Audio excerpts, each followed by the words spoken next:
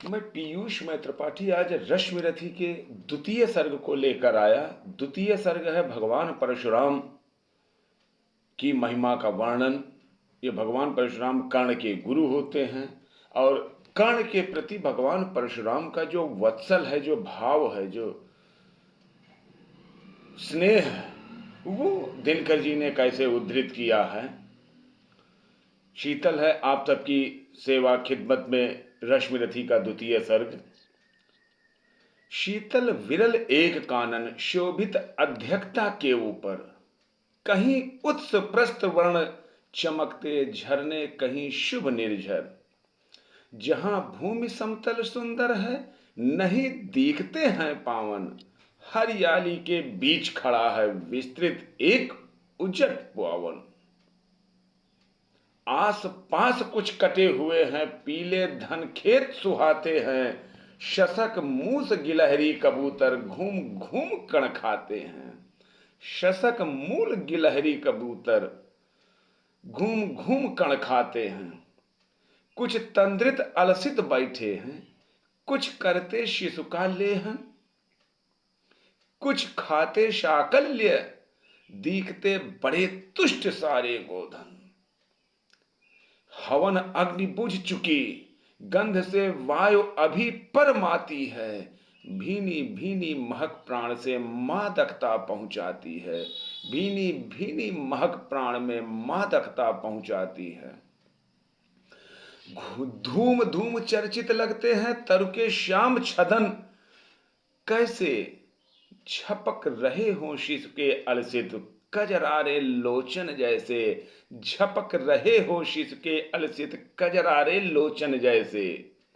बैठे हुए सुखद आतप से मृग रोमंचंद करते हैं। वन के जीव विवर से बाहर हो विश्रब्ध विचरते हैं। सूखे रहे चीवर रसाल की नन्ही झुकी टहनियों पर, नीचे बिखरे हुए पड़े हैं इंगुद के चिकने पत्थर। अजिन दर्भ पालाश कमंडल, एक ओर तप के साधन, एक ओर है धने टंगे धनुष। तूणीर तीर बरछे भीषण, तूणीर वीर बरछे सी भीषण। चमक रहे तृण कुटी द्वार पर एक परशु आभाशाली। चमक रहे तृण कुटी द्वार पर एक परशु आभाशाली। लौह दंड पर जड़ित पड़ा हो, मानो अर्घ अंशुमाली, मानो अर्घ अंशुमाली। श्रद्धा बढ़ती अजिन दर्भ पर, परशु देख मन डरता है। युद्ध शिविर या तपोभूमि भूमि, यह समझ नहीं कुछ पड़ता है। युद्ध शिविर या तपोभूमि, यह समझ नहीं पड़ता है कि यह युद्ध का शिविर है या किसी तपस्वी की तपोभूमि है। वह देखने के बाद क्लियर ही नहीं हो रहा है। युद्ध शिविर या तपोभूमि है, यह समझ नहीं कुछ पड़ता है। हवन कुंड जिसका यह, उसके ही क्या है यह धनुष कुठार। जिस मुनि की यह श्रुवा, उसी की कैसे हो सकती तलवार। जिस मुनि की यह श्रुवा, उसी की कैसे हो सकती तलवार। आई है वीरता तपोवन में क्या पुण्य कमाने को, या संन्यास साधना में है दैहिक शक्ति जगाने को। मन ते तन का सिद्ध यंत्र है अथवा शास्त्रों में पाया है, या कि वीर कोई योगी में युक्ति सीखने आया है, या कि वीर कोई योगी से युक्ति सीखने आया है। परशु और तप, परशु और तप, ये दोनों वीरों के ही होते श्रृंगार। क्लीन न तो तप ही करता है, क्लीव न तो तप ही करता है, न तो उठा सकता तलवार।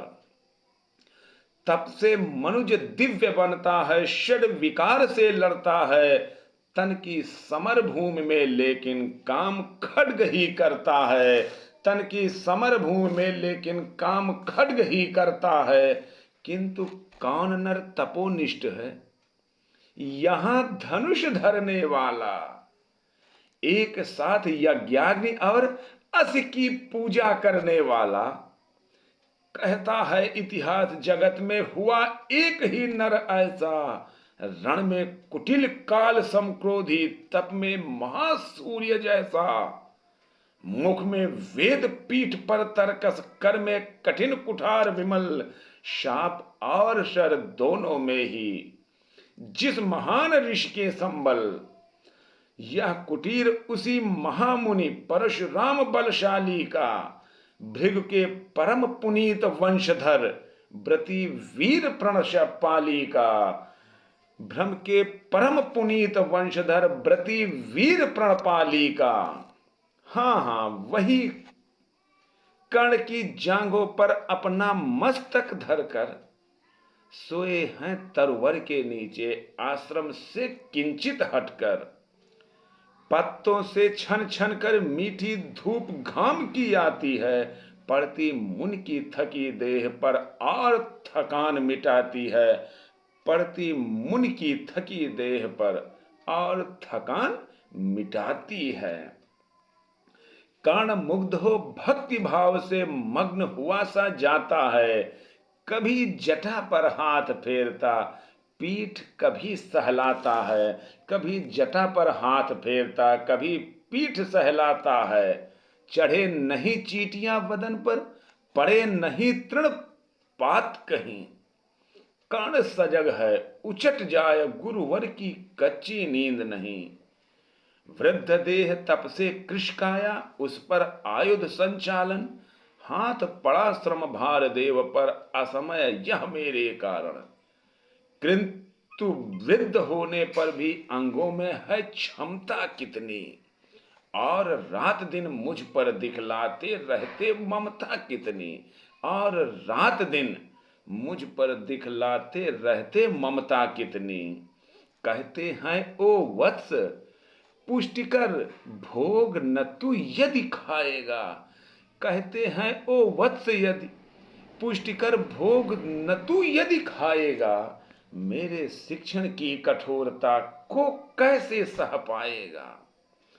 अनुगामी यदि बना कहीं तू खान पान में भी मेरा, सूख जाएगा लहू, बचेगा हड्डी भर ढांचा तेरा।